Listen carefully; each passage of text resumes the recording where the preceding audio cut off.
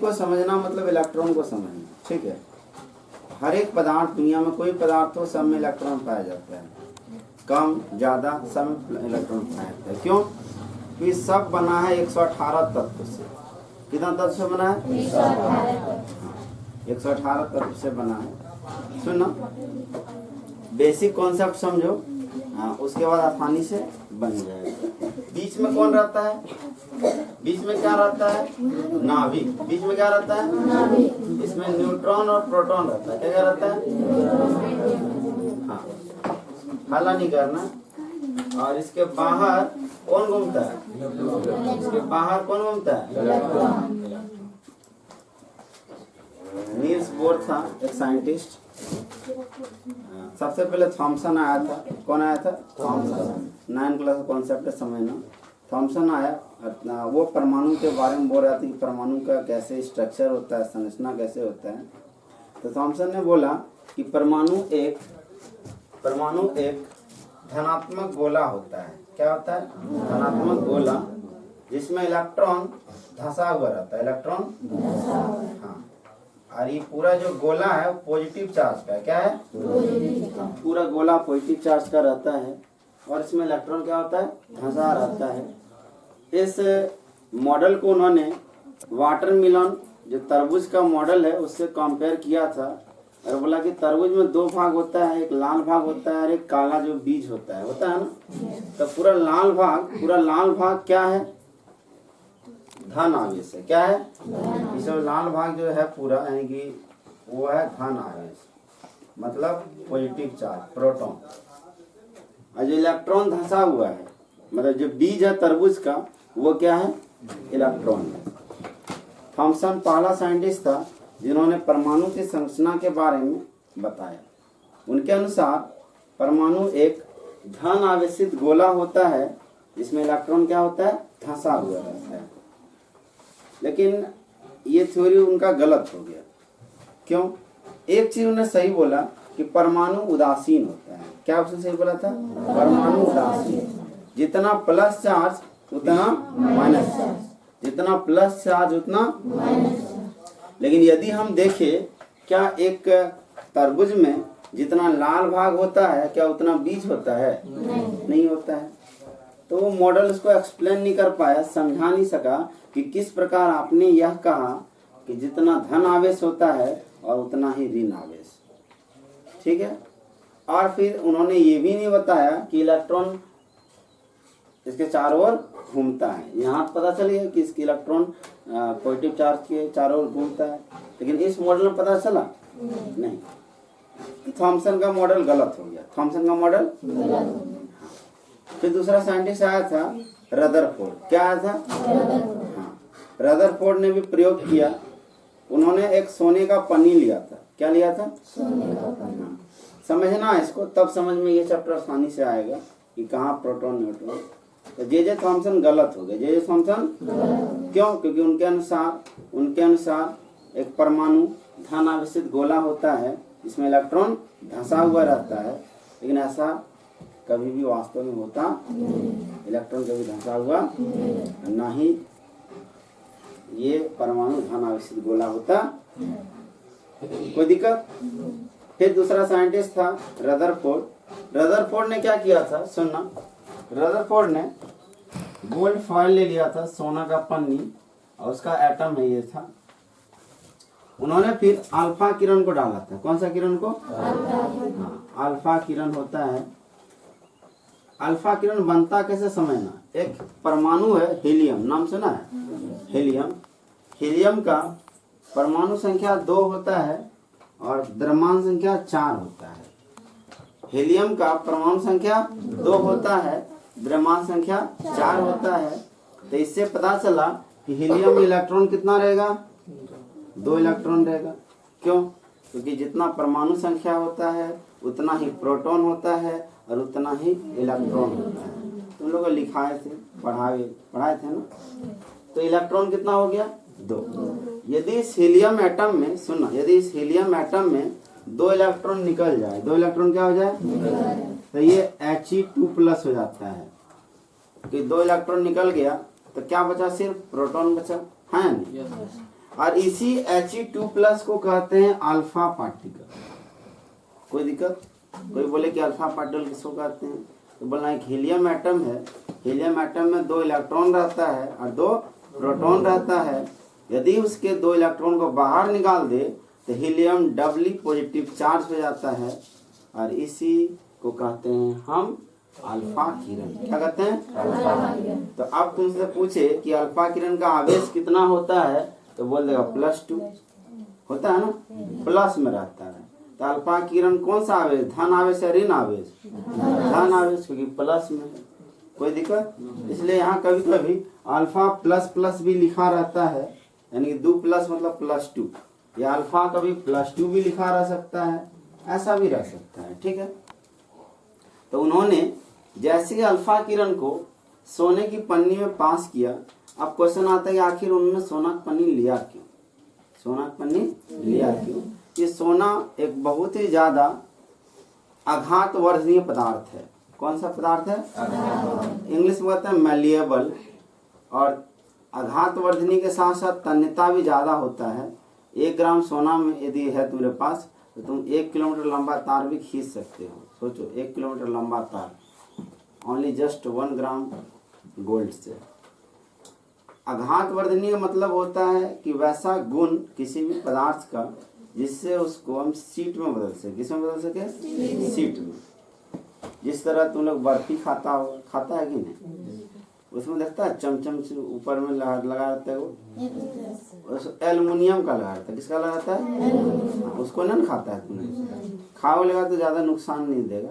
ठीक है, तुम लोग उसको हटा के खाता हो बर्फी को, क्या तो पतला पतला रहता है लेयर। तो आघातवर्धनीय मतलब वही हुआ, यदि किसी भी पदार्थ को पतले शीट में बदल सके तो वो आघातवर्धनीय हुआ। जितना ज्यादा बदल सको उतना ज्यादा आघातवर्धनीय हुआ। तो पतला शीट लिया मतलब क्या समझे कि जो सोना था वो बहुत ही ज्यादा आघातवर्धनीय है या नहीं? बहुत ही ज्यादा मैलिएबल है। और डक्टाइल होता है तन्यता। आघातवर्धनीय मतलब शीट में बदलना, आघातवर्धनीय मतलब, और तन्यता मतलब तार में बदलना। तन्यता मतलब हाँ, यदि किसी पदार्थ को तुम ज्यादा तार में बदल सको, लंबा तार में बदल सको, तो वो तन्य होगा।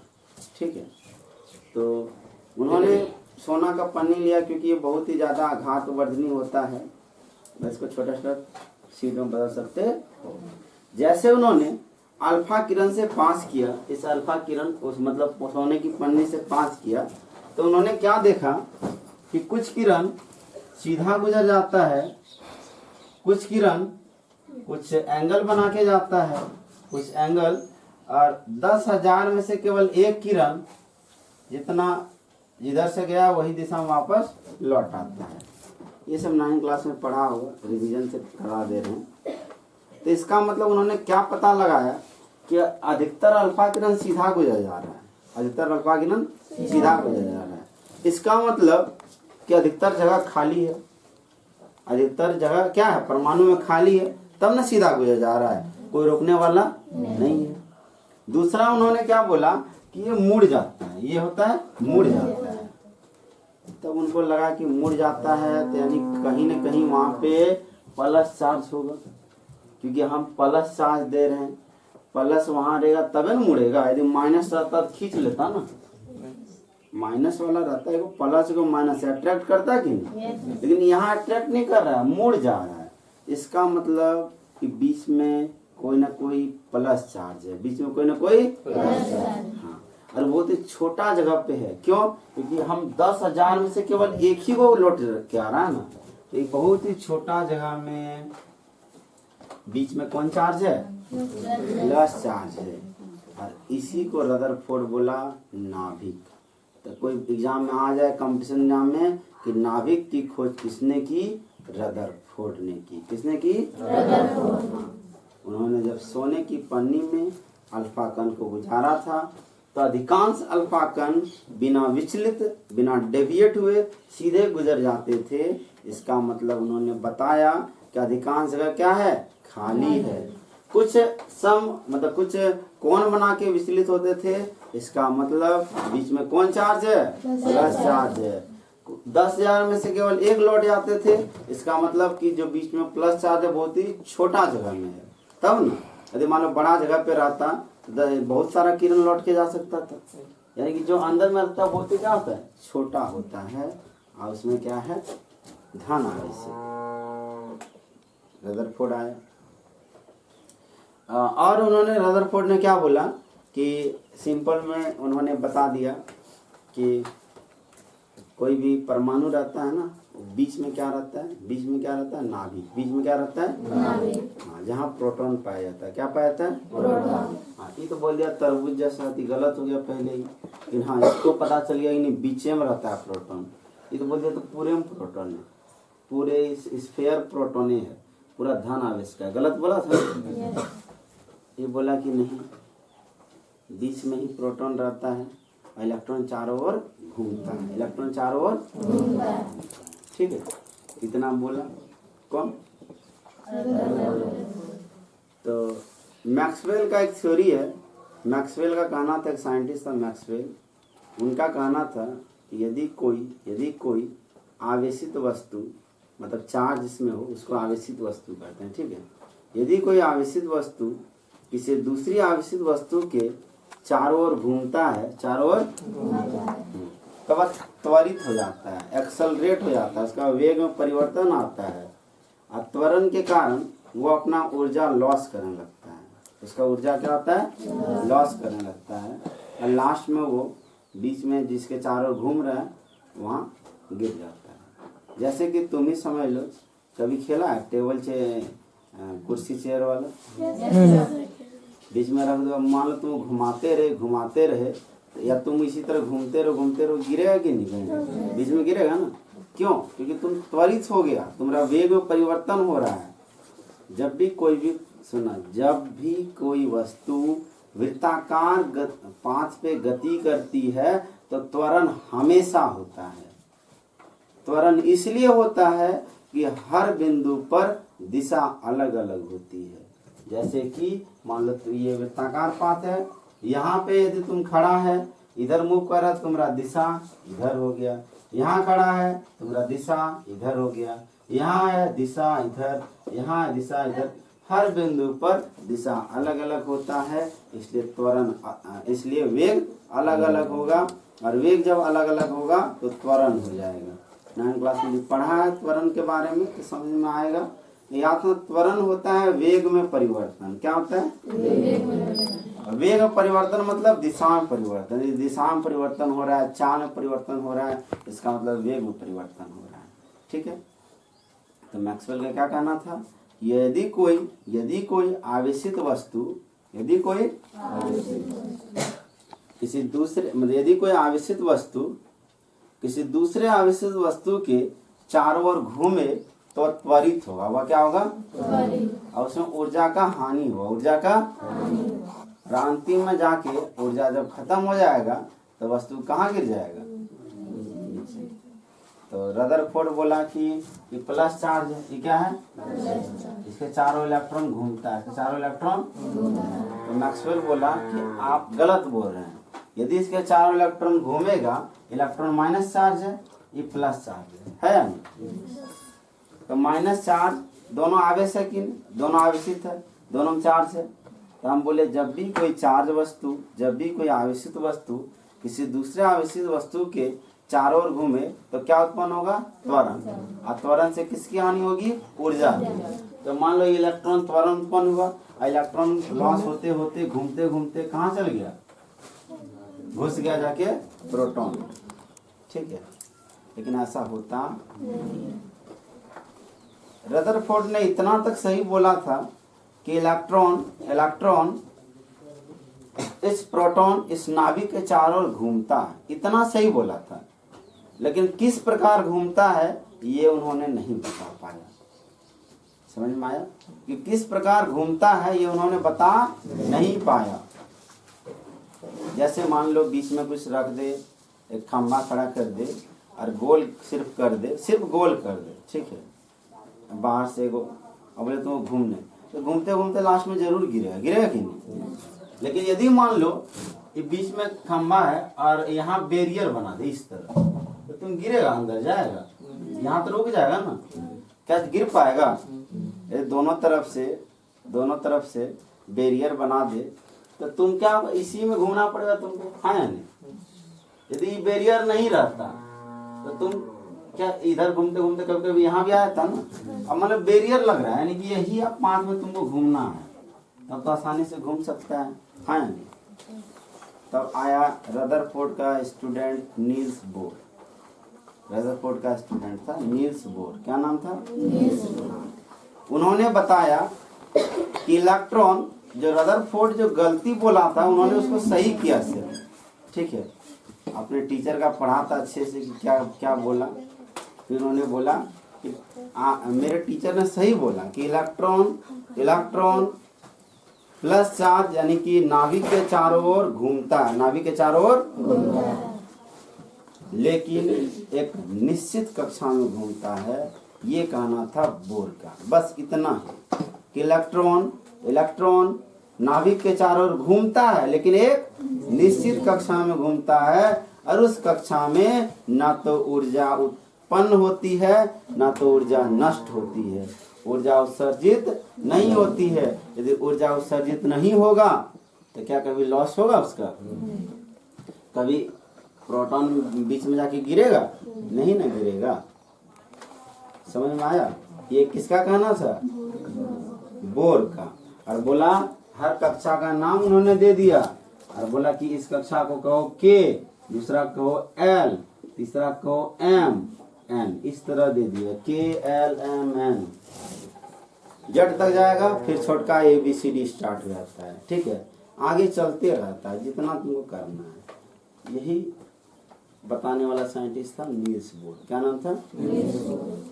कुछ समझ में आया? सबसे पहला साइंटिस्ट था थॉमसन, सबसे पहला था।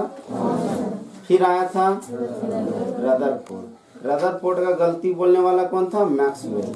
मैक्सवेल का नियम यदि लगाते ना तो रदरफोर्ड गलत हो जाता, उसको ठीक कौन किया? बोर, नील्स बोर, ठीक है। तो आखिर इतना क्यों बताएं? आखिर इतना हम इसलिए बताएं कि बीच में नाभिक रहता है, कैसे कैसे हुआ, अलग अलग साइंटिस्ट। अब इसमें आते हैं, कहानी खत्म हो गया, 9 क्लास का चीज था, पढ़ता अच्छे से, और बहुत अलग अलग साइंटिस्ट भी आया था। हायर क्लास में तुम रहेगा पढ़ेगा अच्छे से डिटेल में। यहाँ पे समझना है ये नाभिक है, ये क्या है? नाभिक है। नाभिक के अंदर न्यूट्रॉन और प्रोटॉन पाया जाता है, न्यूट्रॉन और प्रोटॉन पाया जाता है, और इलेक्ट्रॉन उसके चारों ओर एक निश्चित कक्षा में घूमता है। एक निश्चित कक्षा में हर कक्षा का कुछ ना कुछ एनर्जी होता है। यदि इलेक्ट्रॉन इस कक्षा से उठ के इस कक्षा में जाएगा, अपने तो कभी नहीं जाएगा, जाएगा अपने नहीं, अपने थोड़े बोलेगा कि चलो तुम्हारे पास थोड़ा घूम के आते हैं। यहाँ से उठ के यदि यहाँ गया, कुछ ना कुछ एनर्जी देना पड़ेगा, कुछ ना कुछ, हाँ, इसको यहाँ तक ले आने में कुछ ना कुछ एनर्जी देना पड़ेगा। और यदि फिर वापस यदि कक्षा में अपना जाएगा, यहाँ से यहाँ निकला, यहाँ से यहाँ निकला तो ऊर्जा दिए, फिर यदि वापस अपने कक्षा में जाएगा तो इसमें ऊर्जा देते हैं, इसमें ऊर्जा निकलता है, ठीक है। अलग अलग चीज होता है, इसमें ऊर्जा देना पड़ेगा, इसमें ऊर्जा निकलेगा। लेकिन यदि अपना कक्षा में घूमेगा तो ना तो ऊर्जा निकलेगा ना तो ऊर्जा देने की जरूरत है। कोई दिक्कत? सुना ध्यान से। कोई परमाणु में जितना इलेक्ट्रॉन होता है उतना ही प्रोटॉन होता है। बार बार बताया कि बहुत ही इंपॉर्टेंट है ये सब समझना कि जितना इलेक्ट्रॉन होता है उतना क्या होता है? प्रोटॉन होता है, ठीक है। उसके बाद यदि हमको परमाणु का द्रव्यमान संख्या लिखना है, क्या लिखना है? परमाणु का तो न्यूट्रॉन और प्रोटॉन को जोड़ दो, न्यूट्रॉन प्रोटॉन को जोड़ दो, क्योंकि परमाणु का जो भार होता है वो कहाँ पे रहता है? कहाँ रहता है? नाभिक में। नाभिक के चारों ओर कुछ नहीं रहता है।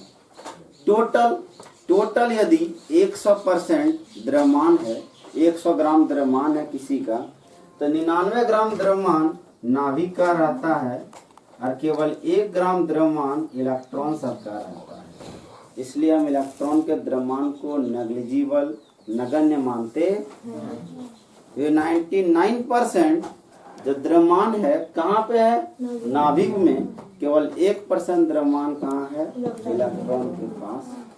इसलिए कभी भी बोले कि बताओ किसी भी परमाणु का द्रव्यमान संख्या क्या होता है, तो बोलना नाभिक में जो जो उपस्थित है उसके संख्या के बराबर। नाभिक में कौन कौन है? न्यूट्रॉन और प्रोटॉन। कोई दिक्कत? समझ में आ रहा है कुछ? ठीक है। अब मान लो बहुत सारा जब तत्व का खोज हुआ था, तुमको समझाए थे इस तरह किराना दुकान में साबुन को अलग रखता है, निरमा को अलग रखता है, चावल दाल सब्जी सब जो भी रखता है, अभी तो नहीं बचेगा। सब्जी नहीं रखता ना किराना दुकान में, तेल देता है, अलग रखता है ना। क्यों रखता है? ताकि कोई ग्राहक आए आसानी से जाके उसको सामान दे दे। कोई दिक्कत? यदि मान लो साबुन को चीनी बोरा में घुसा के रखता है, तो खोजता है कि कौन बोरा में रखें, चीनी में रखें, दाल में रखें। समझ में आया? तो दिक्कत होता है। क्या होता है? या साबुन को चीनी बगल में फेंक दिए, यहाँ पे वहाँ फेंक, सब फेंक दिए। अब दुकानदार आए 10 बार खोजेगा, ईल हटा के बोरवा, ये निकला, फिर उसको धरेगा, फिर नया दुकानदार आएगा, फिर खोलेगा। इससे क्या होगा? प्रॉब्लम होगा। क्या होगा? क्या दुकान चलेगा? उसका पूरा दुकान किसमें खत्म हो जाएगा? खोजने और रखने में। तो उसी तरह 118 तत्व है। कितना तत्व है? 118। लेकिन एक्चुअली 112। देखो कुछ तत्व होता है आर्टिफिशियल, मतलब मानव निर्मित, और कुछ तत्व होता है प्राकृतिक। कुछ होता है मानव निर्मित, कुछ होता है प्राकृतिक। प्राकृतिक मतलब जो धरती के अंदर पाया जाए, मानव निर्मित तो जो आदमी बनाए। हम लोग आपस में यदि बनाते हैं ना, साइंटिस्ट बनाते हैं, हम लोग क्या बनाएंगे? हम लोग पढ़ते हैं, हम लोग क्या करते हैं? साइंटिस्ट बनेंगे तब बनाएंगे। अभी ना, अभी बना देगा फिर दिक्कत हो जाएगा। तो लेकिन क्या क्या करने लगा। तो 118 तत्व है, सबको अलग अलग पढ़ पाना मुश्किल है। जिस तरह यदि तुम्हारे पास 118 वैरायटी का चीज़ है, साबुन में 10 वैरायटी मिल गया, खाना पीना में 10 वैरायटी मिल गया, सब मिला के बोले कि सबको अलग अलग एकदम रख दो, एगो यहाँ रखो, एगो यहाँ रखो, ऐसा नहीं होगा। तुम क्या करेगा? जितना साबुन का है सब एक जगह रखेगा, अलग एक साबुन का ब्रांड यहाँ रखा, फिर उसके लैक्सर यहाँ रखा, लाइबॉय यहाँ रखा, ऐसा रखता है ना। ऐसे थोड़ा करता है इकोनॉम सबना रख दिया, फिर एगो इकोनॉम, एगो इकोनॉम, 4 इकोनॉम, नहीं ना, सब एक ही इकोनॉम रखता है। क्यों? ताकि वो आसानी से दे सके। उसी प्रकार टोटल 118 तत्व है। कितना तत्व है? सब तत्व को अलग अलग पढ़ना मुश्किल है, इसलिए जो मिलता जुलता है उसको एक जगह रख दो, हाँ, आसानी से पढ़ सके। जो नहीं मिलता उसको अलग रखो। समझ में आया? तो अलग अलग साइंटिस्ट जो आया था ना, आवर्त सारणी बनाने में, आवर्त सारणी मतलब एक चार्ट, पीरियोडिक टेबल बनाना था। तो जितना आसानी से पढ़ सके, सब कुछ समझ सके, सबका गुण मिलता जुलता हो, तो उस तरह बनाना था। ठीक है। तो सब कोई साइंटिस्ट लग गया कि नहीं हम बनाएंगे, ताकि कोई भी पढ़े आसानी से पढ़ सके। और जो आवर्त सारणी बने, एक गुण वाला को एक जगह रखे, अलग गुण वाला को अलग जगह रखे। अभी का आवर्त सारणी एकदम सिस्टमेटिक है। एगो पढ़ेगा तो ऊपर वाला नीचे सब, इस तरह हे लीला ना कर रब से फरियाद, है ना। Hydrogen, lithium, sodium, potassium, rubidium, caesium, francium, सारा धातु है, एक जगह रखा। सबका संयोजकता एक होता है, सब क्षारीय धातु है, एक जैसा प्रॉपर्टी था, इसलिए एक ग्रुप में रखा। ठीक है। बेरिलियम, मैग्नीशियम, कैल्शियम था ना। बेटा मांगे कन्या सुंदर बाप नहीं था, भुला जाता है।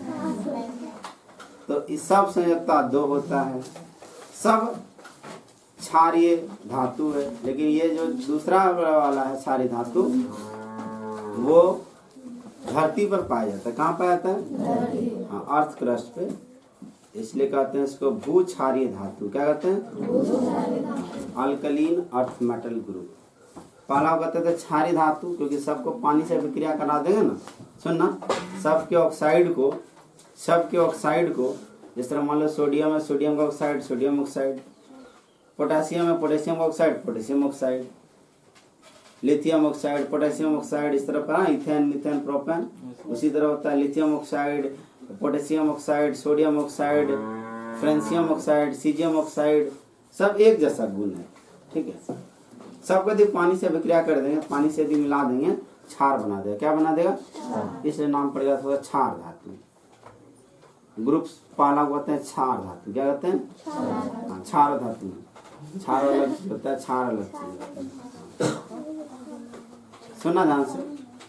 तो पहला साइंटिस्ट आया, सुना, डोबे राइनर। क्या नाम था? हाँ, बहुत ब्रिलियंट आदमी था, ठीक है। कौन? वो बायोलॉजिस्ट भी था, औषधि विज्ञान वाला, और रसायनिस्ट भी था, केमिस्ट जिसको कहते हैं, रसायन शास्त्री। एकदम घातक दिमाग वाला व्यक्ति था। वो बोला कि हम बनाएंगे पीरियोडिक टेबल को। क्या बोला? हम बनाएंगे पीरियोडिक टेबल को। द फर्स्ट पर्सन, पहला व्यक्ति जिन्होंने आवर्त सारणी बनाने के बारे में सोचा था, ठीक है।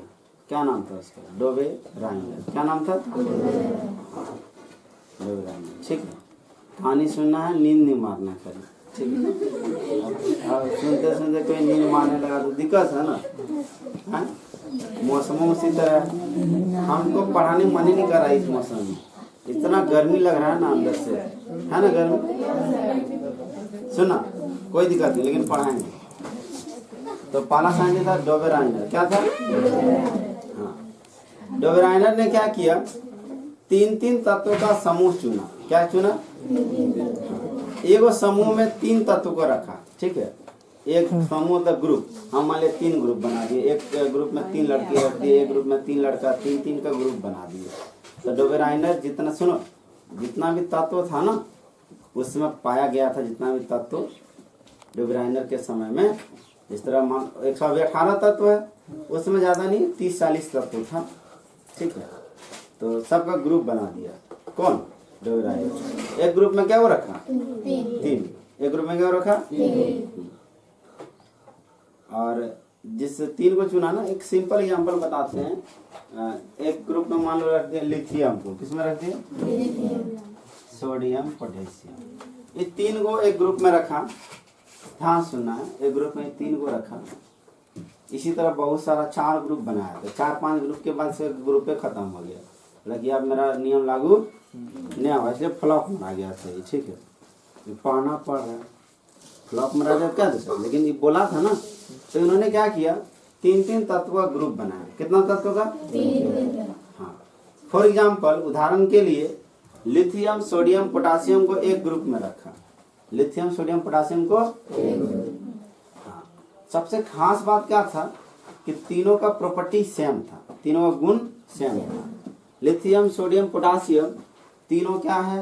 तीनों क्या है? धातु है। तीनों क्या है? और तीनों क्षारीय धातु है। क्या है? और तीनों का संयोजकता 1 होता है। तीनों का संयोजकता 1 होता है। हाँ, मतलब तीनों का गुण लगभग क्या था? सेम था। क्या था? तो तीनों ग्रुप बनाया था ना, सॉरी, एक ग्रुप में 3 को रखा था। ग्रुप 4 होता, 4 ग्रुप के बाद तो गलत हो गया, ठीक है। एक ग्रुप में क्या रखा? 3।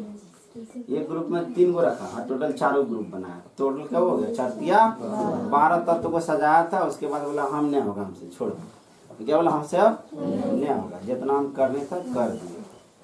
तो एक ग्रुप में 3 तत्व को रखा। किस में रखा? Lithium, sodium, potassium. Lithium, sodium, और बोला कि तीनों को परमाणु संख्या के बढ़ते क्रम में सजाओ। परमाणु संख्या के, तो परमाणु संख्या तो हमको याद नहीं रहता है, लेकिन अब तो याद करना है, 10वां में चल गया, ठीक है। केवल 4 ही ग्रुप का परमाणु संख्या याद करना है। Li का परमाणु संख्या 7 होता है, Na का 23 होता है और K का 39 होता है। तो बढ़ते क्रम में सजाया। तो पहले किसको लिखा होगा? Li को, फिर Na को, फिर K को। तो परमाणु द्रव्यमान संख्या होता है। क्या होता है? परमाणु द्रव्यमान संख्या। आप परमाणु द्रव्यमान संख्या कैसे निकालते हैं? न्यूट्रॉन और प्रोटॉन को जोड़। तो लिथियम में भी जितना न्यूट्रॉन प्रोटॉन हुआ होगा, जोड़ के देखा 7 आया। इसमें भी जितना न्यूट्रॉन प्रोटॉन होगा, जोड़ के देखा 23 आया। इसमें भी इसका जो परमाणु संख्या होता है ये 3 है, क्या है? इसका 11 है, इसका और इसका 19। सुनो, हमको याद था, तुमको याद नहीं है, कोई दिक्कत नहीं। अब तुम सोच के बताएगा कि बताओ लिथियम में न्यूट्रॉन कितना है?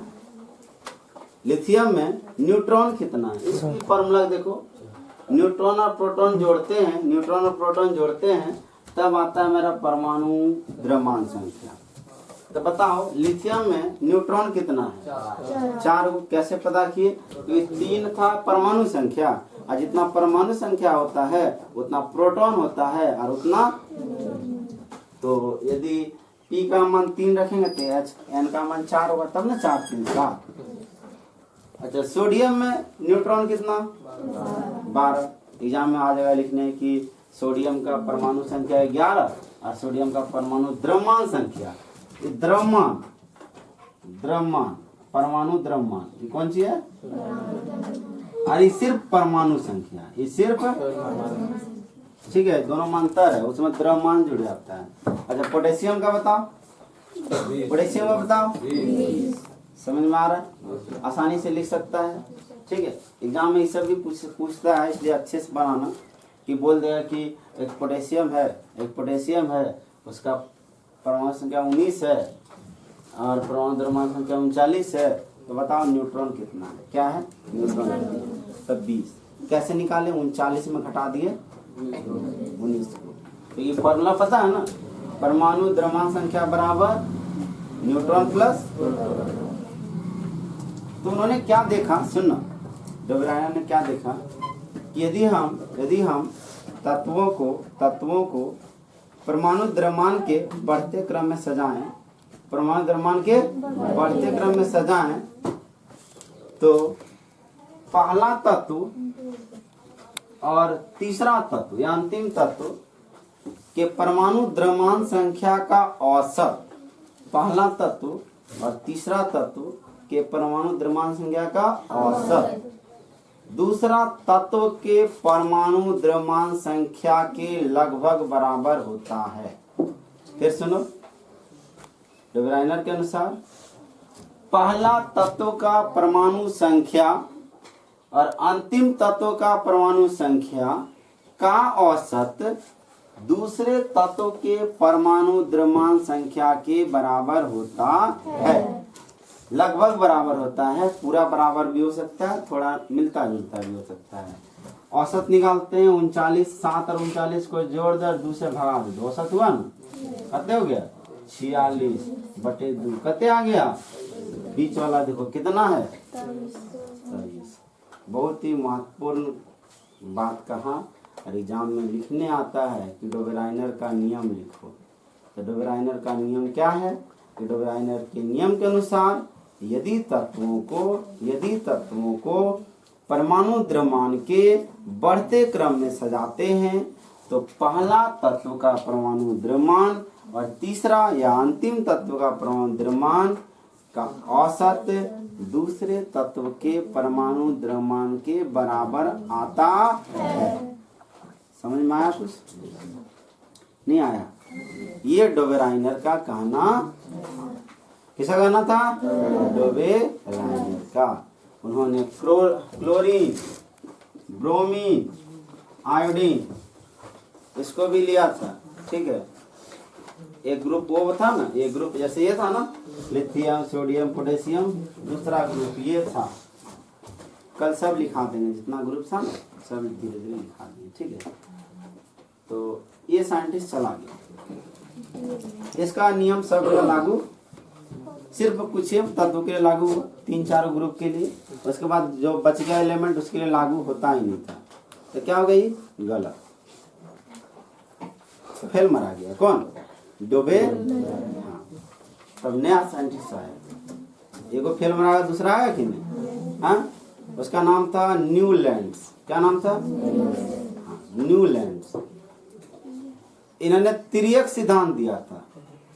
डोबेरायनर ने त्रिक बोलो या तिर्यक बोलो, त्रिक क्यों बोला? क्योंकि 3 को लिया था। हाँ या नहीं?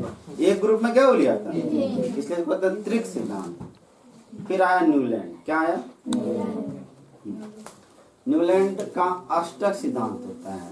न्यूलैंड का, न्यूलैंड बोला कि जैसे तुम लोग हारमोनियम बजाते हैं ना, क्या बता, सा रे गा म प ध नि सा, सा रे ग म प ध नि सा। फिर सा आया कि हाँ नहीं आया सा? एक बार सा पहला में आ रहा, देखो हाथ मेरा देखो, स्टार्ट करते हैं यहाँ सा रे ग म प ध नि सा। एक बार पहला में आया था, एक बार आठवां, तीसरा, 5 और 3 8 होता है, 5 और 3। तो पहला सुर सा था और 8वां सुर सा था ना। तो उसी तरह बोला उन्होंने न्यूलैंड ने कि यदि हम परमाणु द्रव्यमान को बढ़ते क्रम में सजाएंगे तो पहला तत्व का जो गुण होगा वो 8वें तत्व के गुण के समान होगा। समझ में आया कि नहीं? क्या बोला? नहीं समझा? कि पहला तत्व का जो गुण होगा वो 8वें तत्व के गुण के, जिस प्रकार संगीत के सुर, पहला सुर 8वें सुर के बराबर होता है, उसी प्रकार पहला तत्व का गुण 8वें तत्व के गुण के बराबर होगा। फिर उन्होंने जब सजाया था, लिथियम इधर लिखा, जैसे हाइड्रोजन हीलियम लिथियम लिखा था ना, फिर घूम के आया 8वां में सोडियम आ गया, फिर घूम के आया, फिर 8वां में पोटेशियम आया। इसी तरह सज गया था उसका भी, ठीक है, इसी तरह सज गया था। लेकिन क्या हुआ बेचारा का, कुछ ही तत्व के लिए लागू हुआ, इसका भी 20 तक, अप टू कैल्शियम तक। कैल्शियम के बाद क्या हो गया? गलत हो। कैल्शियम के बाद क्या हुआ? कुछ लोहा जो था Fe था, जिसमें नहीं मिलता तो उसमें रख दिया। एक ग्रुप में नहीं आता था, जबरदस्ती डाल दिया, होता है ना कि बदमाश ग्रुप में बढ़िया डाल दिया, बढ़िया ग्रुप में बदमाश डाल दिया। तो जिसको रखो एक ग्रुप में रखो, ठीक है, सब लिखाएंगे, ये भी गलत हो गया। तब आया मेंडलीव। क्या आया? हाँ मेंडलीव आया, वो भी बोला इसी तरह कि प्राण क्रम को बढ़ते क्रम में सजाओ, ठीक है। तो मेंडलीव के समय में तुम लोग पढ़ा हुआ समभारिक समस्थानिक पढ़ा है? क्या होता है समभारिक? कोई बताओ, समभारिक मतलब क्या? इसका परमाणु संख्या समान होता है और द्रव्यमान संख्या अलग है। इसका परमाणु संख्या समान हो, द्रव्यमान संख्या अलग। तो न्यूलैंड जो था उस ये क्या नाम था, मेंडलीव, उस समय 63 को तत्व था। कितना था? 63। हाँ, तो उन्होंने बोला कि ठीक है, हम यदि परमाणु द्रव्यमान को बढ़ते क्रम में सजाएंगे, सुनो, परमाणु द्रव्यमान को यदि बढ़ते क्रम में सजाएंगे तो ऑक्सीजन का परमाणु द्रव्यमान 16 भी होता है और 18 भी होता है। कितना होता है? 16 भी होता है, 18 भी होता है। कार्बन का 12 भी होता है, 14 भी होता है, ठीक है। तो हमको ऑक्सीजन, कार्बन, सब लिए कितना देना पड़ेगा? 2 जगह देना पड़ेगा, एक 18 का अलग, एक 16 का अलग देना पड़ेगा ना। यदि हम बढ़ा रहे हैं इस तरह, एक बार 16 का अलग रखें, 18 का अलग रखें, तो कार्बन को, ऑक्सीजन को 2 बार लिखना पड़ेगा। लेकिन 2 बार लिखा नहीं था, बहुत सारा ड्रॉबैक था। ड्रॉबैक को पढ़ेंगे, टाइम भी नहीं है, दूसरे क्लास में अच्छे से। फिर लास्ट में आया हेनरी मोजले। कौन आया? और उसी का सुना, उसी का पीरियड टेबल अभी हम पढ़ रहे हैं, उसका पीरियड टेबल अभी पढ़ रहे हैं। पूरा पीरियड टेबल देखे थे ना, हेनरी मोजले का बड़का पीरियड टेबल है, जिसको हम लोग पढ़ रहे हैं। पीरियड टेबल शायद तुम लोगों को लिखाए भी थे, और नहीं तो एक बार देख लो पीरियड टेबल को, ठीक है, देख लेगा और देख के भुला देगा, देख के तो याद तो करेगा नहीं। ये पीरियड टेबल, ठीक है, दिख रहा है। इसमें 118 भी, जितना भी तत्व है, इसको हम तुमको याद करने में बताए थे ट्रिक, लेकिन क्या करें, भुला जाते हैं क्या। लेकिन देखो याद करने से क्या फायदा होगा कि तुमको सब तत्व के बारे में एकदम अच्छे से पता चल जाएगा। कोई भी एग्जाम में यदि तुम बैठेगा तुमको इतना नॉलेज रहेगा कि नहीं इसका संयोजकता 1 होगा या 2 होगा, इसके नीचे है। तुम लोग कम से कम ग्रुप पहला, ग्रुप दूसरा 13, 14, 15, 16, 18 तक याद करना है, ठीक है। बस इतने याद करना है 10th क्लास में। ग्रुप पहला में हाइड्रोजन हीलियम लिथियम है कि नहीं, इसको क्या कहते हैं? हे लीला ना कर, हाँ, रब से फरियाद नहीं करना है, किसको? लीला है ना।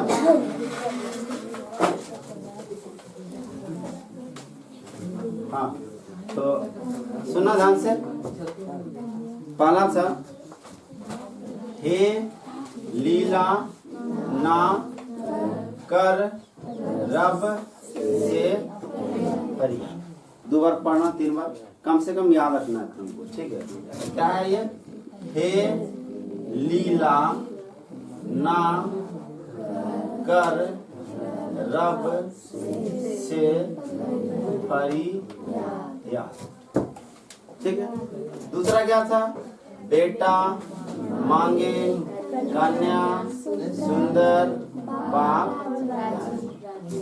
बेटा मांगे कार स्कूटर, बेटा मांगे कार स्कूटर बाप राजी, ठीक है।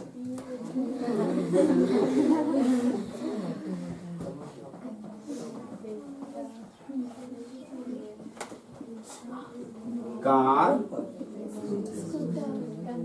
बाप, हाँ, लड़की बेटी मांगे कार स्कूटर, ठीक है। लड़की अपना याद करना कि बेटी मांगे कार स्कूटर बाप, और लड़का बेटा मांगे कार स्कूटर, अपना अपना याद कर। और इसको कहते हैं समूह पहला, समूह 1, समूह, हाँ, बहुत कोई सुमा लिख देता है, देखिए समूह को सुमा लिख दिया है, ठीक है। समूह लिखना, क्या लिखना है? हाँ, सुमा नहीं लिख देना, ठीक है। ये सब सुनना, इसको कहते हैं क्षारीय धातु। किसको कहते हैं? क्षारीय। सबका संयोजकता 1 होता है। सबका संयोजकता कितना होता है? 1। कितना? हाँ। क्या बोले? सही बात है। नवा क्लास नहीं पढ़ा क्या करें, सब हम ही पढ़ाना पड़ रहा है। अच्छा, कोई दिक्कत नहीं, ठीक है। इसका कहना कैसे बता, सुनना। संयोजकता होता क्या, पहले ई समझो, तब ना पता चले कि 1 होता है 2 होता है।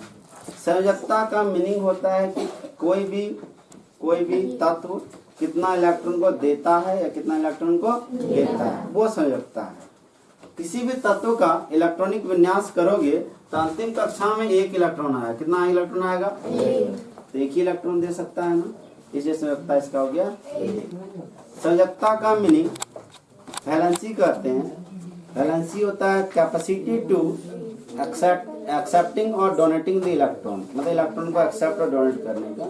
तो इलेक्ट्रॉन को लेने या देने का जो गुण है, कितना इलेक्ट्रॉन ले सकता है और दे सकता है, वो क्या कहलाता है? उसका संयोजकता। इसका जब इलेक्ट्रॉनिक विन्यास करेगा लास्ट में 2 आएगा। लास्ट में कितना आएगा? 2। इसलिए संयोजकता इसका कितना हो जाएगा?